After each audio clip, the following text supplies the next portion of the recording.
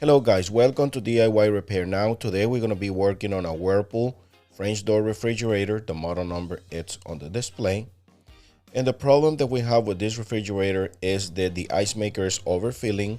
So water gets on the bucket and all the ice start attaching each other, and also it's leaking in the back of the freezer.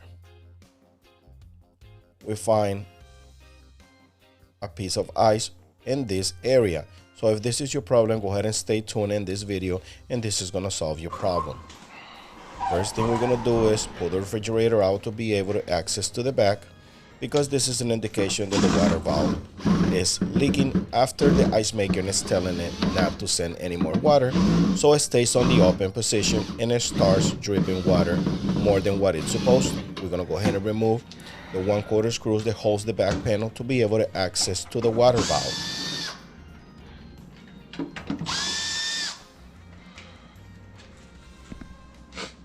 Now we're going to go ahead and remove the screws that holds the water valve cover. Remove the screws that holds the water line in place.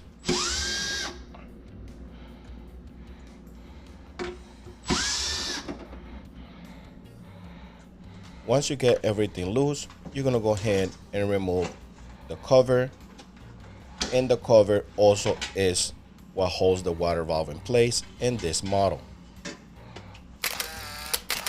Go ahead and take pictures to notice the orientation of the water hoses and to find if everything is connected right once you finish the repair.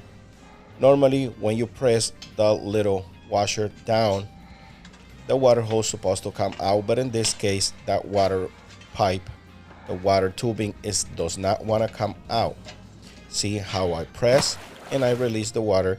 Be prepared for water to spill out, and just have a little container or a piece of rug, like so.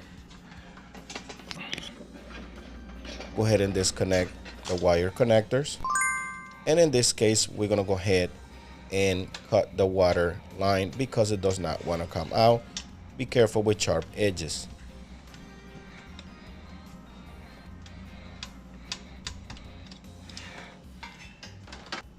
Once you disconnect it, we're going to go ahead and detach the water valve from the cover. This is the part. You're going to find this part in the description of this video. There's a link for you guys.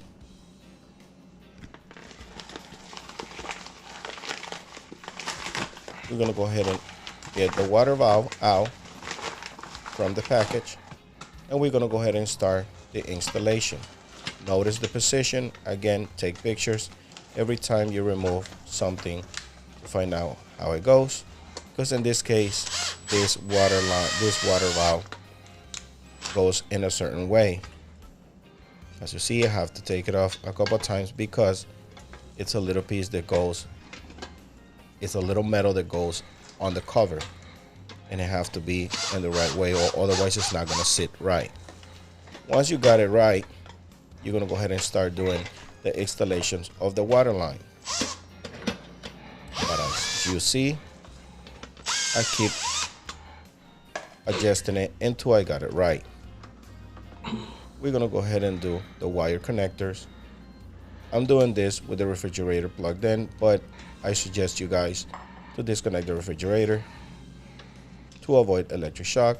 I always cut a little piece of tube every time I'm going to install a water valve, just to have a better grasp on the water valve.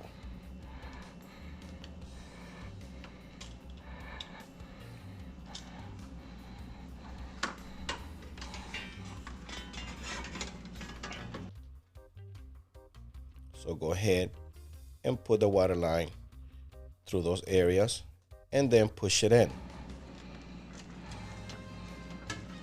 You're gonna feel when the water tubing, the water hose is connected right, because you will feel it in your hand after it goes to a piece of rubber. It's a piece of rubber that seals the water tubing inside the water valve, and you feel when it goes through that tubing. I'm gonna go ahead and show it to you in a picture in a few minutes. So you don't You have to push it in, but once it goes through that tubing, you will feel that in your hand. This is the piece of rubber that goes inside the water valve and make it seal. So you will feel in your hands when it goes through that piece of tubing. Otherwise, it will leak. So you don't want that to happen. Once you put everything in place, we're gonna go ahead and install our 1/4 screws all the way around. Go ahead and install the clamp that holds the water hose in place.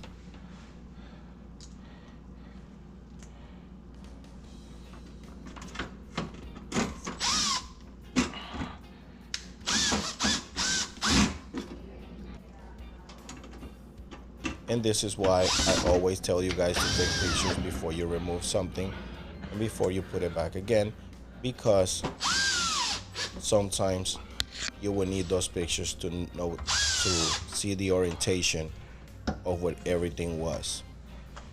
Go ahead and open your water valve. At this point, we're pretty much done. We're gonna go ahead and put the refrigerator back in place. And we gonna go ahead and bleed out the line, which is get some water in a big cup or in a container to let all the air out of the line.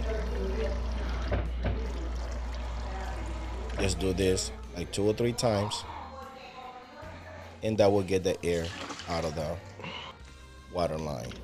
Now we're gonna go ahead and do the same thing with the ice maker. We're gonna go ahead and put this piece down. I reset the ice maker myself, but in your case, I'll tell you, put the arm down and just let it run to be able to start a cycle. The problem that we have, I'm gonna let you know in this footage.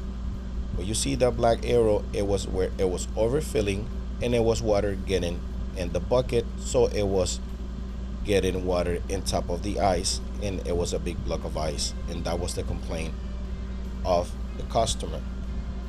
Now what we're gonna do is I'm gonna let you watch the whole video to let you see how the ice maker works and how it operates. As you see right now, it's grabbing the ice and it's throwing it to the top of the ice maker, and then it's gonna dump it on the ice bucket. You will see the arm lift up, and that's when it's doing the cycle.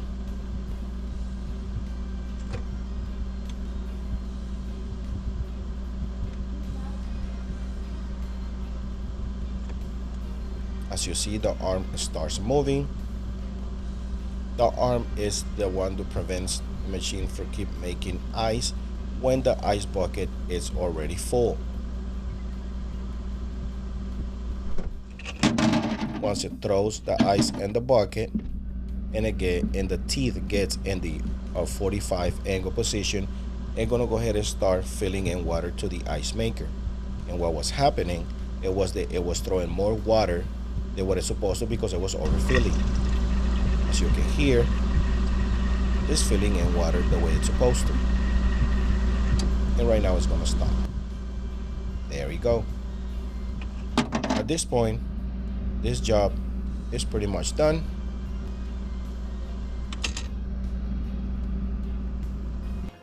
If you guys like this video, please give me a thumbs up, subscribe to our channel for future videos. Thanks for watching.